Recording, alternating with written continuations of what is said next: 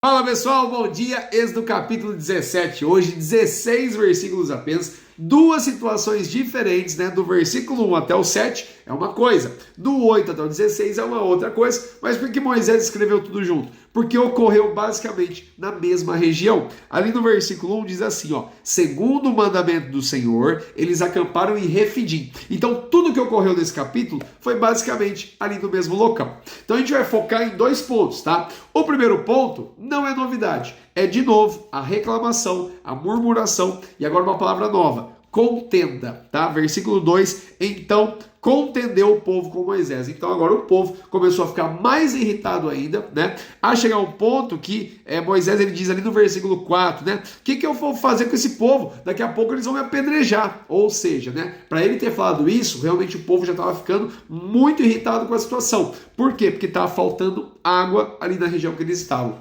Detalhe que Deus já tinha enviado ali e todas as orientações sobre o maná. Ele já tinha enviado o maná, já tinha feito o milagre do maná para eles ali e mais uma vez o povo estava reclamando. Não tem água, não tem água, não tem água, né?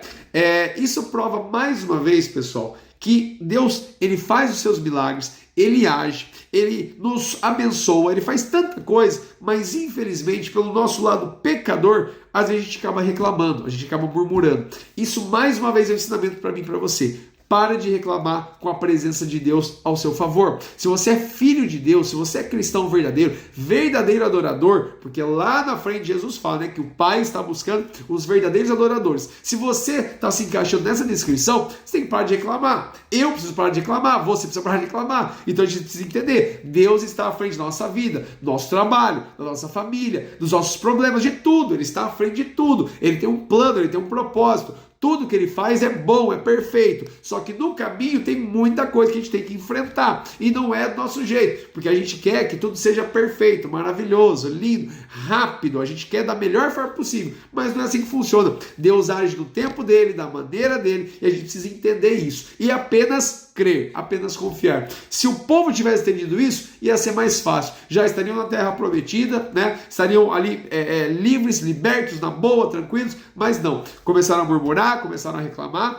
e isso vai virar uma consequência que eu não vou falar agora, eu vou falar mais pra frente que é o que vai acontecer, né? Bom, que na verdade, né, você já sabe, porque é realmente ali um spoiler, né? Que o povo vai passar 40 anos, né? Deus vai falar que essa geração tem que ser eliminada para realmente uma outra geração surgir para eles herdarem ali a terra de Canaã, né? Um povo reclamão não tem herança, né? Um povo murmurador não tem herança, mas aqueles que confiam no Senhor, aqueles que amam a sua palavra, aqueles que creem na palavra de Deus, no amor do Senhor, na sua justiça, esses sim herdarão a terra, herdarão ali a bênção de Deus. Então você precisa entender isso, tá? Então, ensinamento para mim e para você, do versículo 1 até o versículo 7. Para de reclamar e confia mais no Senhor, tá bom? E ali, né, aquela grande passagem que você já conhece, né, que Deus vai pedir para Moisés levar algumas pessoas, né, como testemunhas, né, alguns anciãos de Israel. Ele vai pedir aquela vara que ele fez dos milagres, né, e vai bater na rocha para sair água, né? Fazendo isso, né, obviamente aqueles anciãos vão verificar, vão ver aquilo, realmente é um milagre do Senhor para sair água de uma rocha, né? E aí essa notícia vai se espalhar, vai acalmar o povo e tudo mais. Quero abrir um parênteses aqui com você. Quando fala que o povo estava reclamando, presta muita atenção, é a grande maioria, tá? Não é todos, não é 100%, né? A gente não pode colocar, não pode generalizar dessa forma. Sempre tem aqueles que têm uma mentalidade diferente. Não, eu creio no meu Senhor, eu creio no Deus que mandou as pragas, eu creio no Deus que eu estou obedecendo, eu creio no Deus que apareceu a Moisés, eu creio no Deus, então eu vou fazer. Então quando fala que o povo aqui está murmurando, é a grande maioria, porque sabe aquela coisa, né? Um começa e aí começa a espalhar, mas sempre tem aqueles que fazem assim, não, eu não vou reclamar, eu não vou murmurar, eu só vou apenas confiar. Então entenda isso, tá? Que eu e você, a gente possa ser assim, a gente possa ter uma mentalidade diferente da grande maioria, né? Então isso é fundamental para o evangelho, né? Lá na frente, você já sabe, né, que Jesus fala que é largo, né? é o caminho que conduz à perdição, mas é estreito e apertado o caminho que conduz à salvação, né? Então, a grande maioria, infelizmente, vai aí pelo caminho errado, né? Vai pelo caminho da reclamação, da incredulidade, da murmuração, mas eu e você precisamos hoje buscar ao Senhor de todo o nosso coração para irmos aí nesse caminho estreito, para o seu caminho, o caminho certo. E nós temos um objetivo de vida, buscar, né? Falar do Evangelho, fazer o melhor que nós podemos para outras pessoas que estavam indo por esse caminho largo, para elas virarem e irem por esse caminho estreito. Eu e você temos esse objetivo. Jesus, ele diz, né? Ide por todo mundo e pregai o Evangelho. Cada um da sua forma, do seu jeito aí, tá? Então, tem por vídeos, tem por fotos, tem por mensagens, tem pessoalmente, tem por missões, tem por ligação, tem por tanta forma que você pode realizar, tanta forma que você pode passar o Evangelho para tirar essas pessoas do caminho largo e levar para o caminho estreito, tá bom? Então, vamos ter uma abertura de mentalidade sobre isso aí, tá bom? Isso é fundamental. Não seja como a maioria, seja como o Senhor quer que você seja aí, tá bom? Proclamando a sua palavra. Isso é fundamental, tá? Bom, e aí, né, eles recebem a água e tudo mais, e aí agora acontece do versículo 8 até o versículo 16, uma outra situação de guerra, né? Olha só aí, né? O título é Amaleque peleja contra os israelitas, né? Então vai ter uma batalha entre israelitas e amalequitas, né?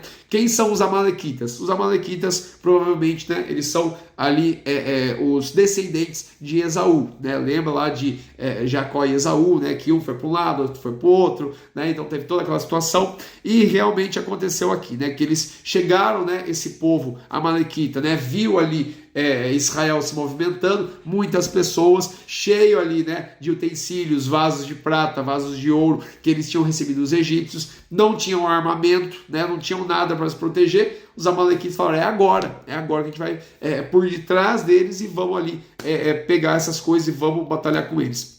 Só que o que acontece, né? Poxa vida, você vai pensar assim, então já era, né? Agora acabou, não tinha o que fazer, né?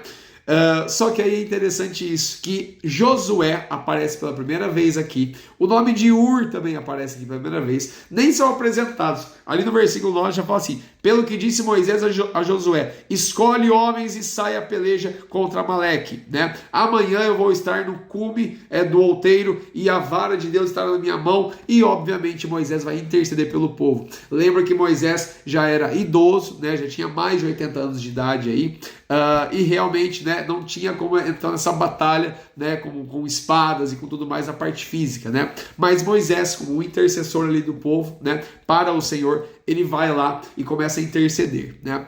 E é interessante que Arão e Ur vão com Moisés, subiram também. E agora, olha o detalhe, versículo 11, né? E acontecia que quando Moisés levantava sua mão, Israel prevalecia, mas quando ele abaixava sua mão, Amaleque prevalecia. Poxa vida, né? Por quê? Qual que é o sentido disso? Qual que é o significado disso, né? Poxa, levantei a mão, Israel está vencendo. Abaixei a mão, Israel está perdendo. Como assim? Por quê? Porque mostra, né, que realmente o lado físico ali de Moisés, né, já estava cansado. Isso demonstra o quê? A fraqueza, né? A nossa fraqueza. Mas Arão e Ur, eles já foram mais espertos, né? Eles colocaram uma pedra ali para Moisés sentar e eles elevaram ali as mãos de Moisés, né, os braços de Moisés, e assim Israel foi prevalecendo. Mas por que isso, pessoal? Porque realmente é um ato profético onde Deus visualiza a fé ali de Moisés e realmente faz assim, ele está intercedendo a favor do seu povo, né? A favor do meu povo, o Senhor falando, né? Então realmente, quando Moisés levantava as mãos, e nós temos esse costume, né? Nós vamos no culto, né, na nossa igreja, e nós levantamos as mãos, adoramos ao Senhor, né? Engrandecemos o seu nome, intercedemos, né? Então o levantar as mãos é algo muito profético, é algo muito forte, né? Então nós levantamos as mãos, né, para ter aquele sinal de que nós queremos o Senhor, nós precisamos do Senhor, né? Nós intercedemos por algo para o Senhor agir, né? Então isso é fundamental. E aí realmente o povo israelita acaba vencendo ali, né?